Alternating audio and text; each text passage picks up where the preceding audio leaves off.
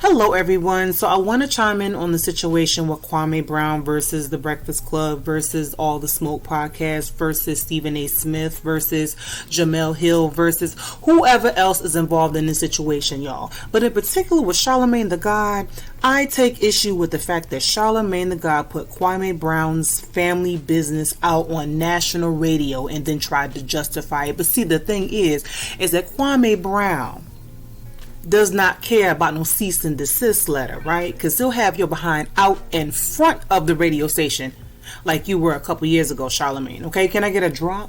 G, can I get a drop? What's up with y'all need drops, man? I need a drop, son. I need a drop, baby. What's up? Come on. Let's get a drop. Come on.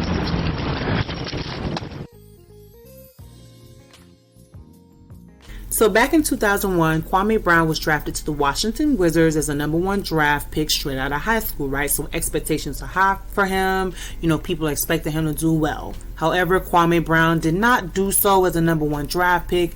And, you know, conversations have been had about that, you know, throughout the years. Okay, so it's 2021 and the conversation has been resurfaced, right? On various platforms. Now, with the All the Smoke podcast with Matt Barnes and Steven Jackson, you know, they're talking about Kwame Brown. You're not living up to expectations of a #1 draft pick. Kwame Brown gets whiff of it and he goes off on them, okay? And then Matt Barnes is like, I DM'd him, man. I ain't know what was going on. Okay, you talking about this man not performing well. You know, his ego is hurt. You know, he's feeling some type of way. Of course, he's going to go off on you, right? And we practically learned about this on The Breakfast Club, on the Rumor Report with Angela Yee. Rumor Report, all right? Anyway, so Charlemagne Tha God thought it was a wise decision, right, to put Kwame Brown's family business out on the internet in order to drive a point home. So it's just like Charlemagne Tha God basically was like, okay, because Kwame Brown's family has snapped in the past, that Kwame Brown basically has the right to snap too. You know, Kwame Brown don't bother nobody. He's been silent for 20 years. Like, leave Kwame alone. You don't know what somebody's going through. But see, yes, Kwame Brown's family members have snapped in the past, and Kwame Brown has the right to snap too. But at the same time, with Kwame Brown snapping on everybody, guess who else he's snapping on? He's snapping on you, Charlemagne Tha God. So basically, you're proving your own point. Let me say something, man. I need a second, man. First of all, y'all know Matt Barnes and Steven Jackson. Those are my partners. You can catch All the Smoke podcast on the Black Effect iHeartRadio podcast network. I was texting with Matt last night, but let me tell y'all something. Leave Kwame Brown alone. I don't know if y'all know, but you can do a little research. Kwame Brown was born in Charleston, South Carolina. I don't think I've ever met Kwame, but I know a lot of his family. His family lived in Moss Corner, South Carolina. His father's name was Willie Brown. I don't know how many kids Willie Brown had. I don't know how many siblings Kwame Brown got, but I went to school with his sister, and I went to school with one of his brothers. Let me tell y'all something. Kwame's father in the 90s, I remember this story. He beat a woman with an axe handle. It was his girlfriend. And the rumor was he buried her alive. He buried her in the area that I grew up in, if I remember correctly. I've been trying to call my dad since yesterday to confirm the whole story, because I literally forgot about this until yesterday. But the woman died and he got arrested. If he's still alive, he's in prison for life, because he got caught because he left South Carolina after the murder and came back for his paycheck. Let me tell you something else. His other brother, I don't know if him and Kwame were close, but his other brother shot his baby mama several times and then killed himself. That was like in 2008. And his other brother, Kwame's other brother, just went to jail for murder like 3 years ago. All of this you can Google. I'm saying all that to say, leave Kwame alone. That man has been quiet for 20 years. He don't bother nobody. Clearly all that, all that he's a bust stuff gets to him, and you don't know what people are going through or have been through, but I've seen folks snap for less, and it looks like, Kwame is snapping. And if you look at the history of men in his family, you would know his men in his family have a history of snapping. Leave Kwame Brown alone. So Kwame Brown decided to fight fire with fire, and he said, you know what, if Charlemagne Tha God gonna talk about my business, then I'm gonna talk about his business too. And so Kwame Brown reminded Charlemagne Tha God and everybody else about Charlemagne Tha God's 2001 case where Charlemagne Tha God was accused of sexual misconduct with a minor. Charlemagne Tha God denied those allegations, and the case was later dismissed. Here's the thing. Charlemagne Tha God put Kwame Brown's family business out there, and he was doing it harmlessly, right? He was doing everything with good intentions, in a sense where he was trying to pull everything together in order to make a point. So it was nothing malicious, right? However, Kwame Brown is dealing with not only the discussion once again about his poor performance as a number one pick, but now he's having to deal with family business, which for some of that business he didn't even know about. So this man feels attacked from different angles. So it's like, yes, Kwame has every right to feel like, you know what, if you're going to do that to me, I'm going to do this to you. Because that man is hurt. And this is the thing. Charlemagne Tha God has sent out a cease and desist letter. But at the same time, Kwame could get him for defamation of character. But at the same time, Charlemagne's intentions were not bad. But what he did was bad, if you understand what I'm saying. Like, that family business that Charlemagne Tha God put out there was very sensitive and traumatizing.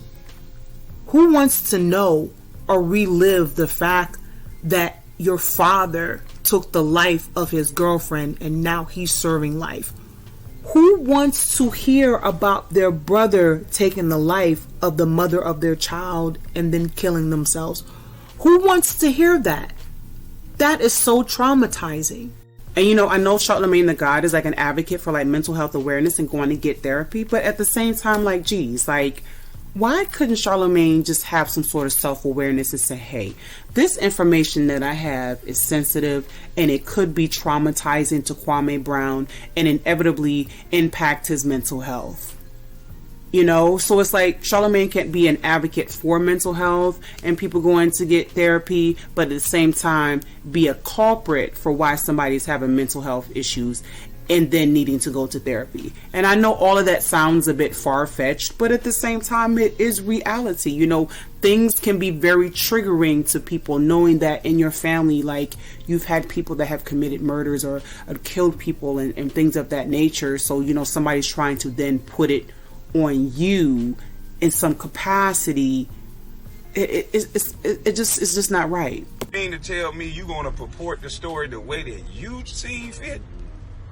You want to talk about a brother that I never met, that my father had children outside of his marriage, just like DJ Envy cheating ass?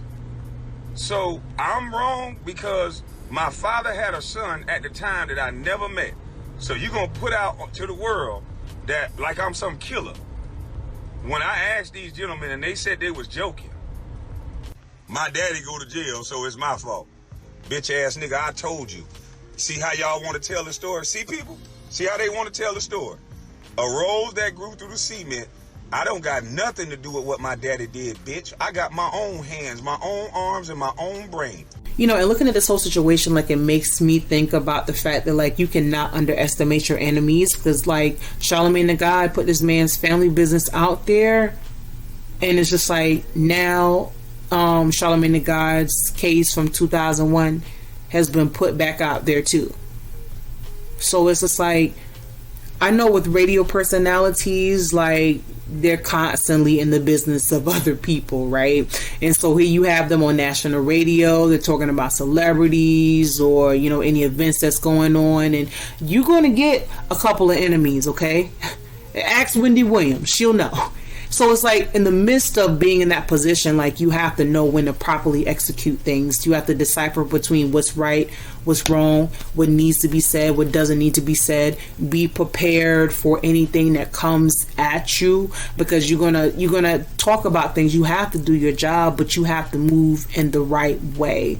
So it's just like with Charlemagne Tha God, if you were to tell him, yo, what you said about that man's family and putting his family out there was wrong, you know, Charlemagne Tha God would be like, no, I was right for doing that, and here's why. And that shows a lack of humility, in a sense where, like, you should be able to take constructive criticism, say, hey, you know what, maybe I was wrong, but if you're always right, if everybody else is always wrong, that's stubbornness, and it shows you not growing. So it's like, I hope Charlemagne Tha God was able to sit down with himself and say, yo, I was wrong for that. Like, he's sending out a cease and desist letter, you know, because his business is being put out there and he wants Kwame Brown to stop. But you put this man's business out there and it's like you done traumatized this man even more. Again, he's dealing with the discussion of, you know, him not performing well as a first draft pick for the NBA. That's not a good thing to listen to. Nobody wants to hear that. You want to feel like you went into the NBA and you gave your all and you did your best, but you didn't according to the people. So it's like, now I got to deal with my family business as well. So now you my enemy, and now I got to put you out there too. You got to feel what I'm feeling too, and be called everything but a child of God, honey. Because Kwame Brown is going off. You bald head, weasel face, bleach face motherfucker that nobody taking you off air for raping a girl. But you get up on camera talking about protect all women. And now a man finally calling your bitch ass out. Now I'm violent from my truck. I'm a violent guy from my truck talking on the phone. Fuck out of here. See you on YouTube, bitch. So, guys, leave your thoughts below. Tell me how you feel about Kwame Brown. I feel like Charlemagne really shouldn't have done what he did, but leave it to him. He feel like he's in the right. Kwame Brown has every right to go off, but I mean, hey, pulling in his family's business to justify him going off is not the thing to do. So anyways, you guys take care.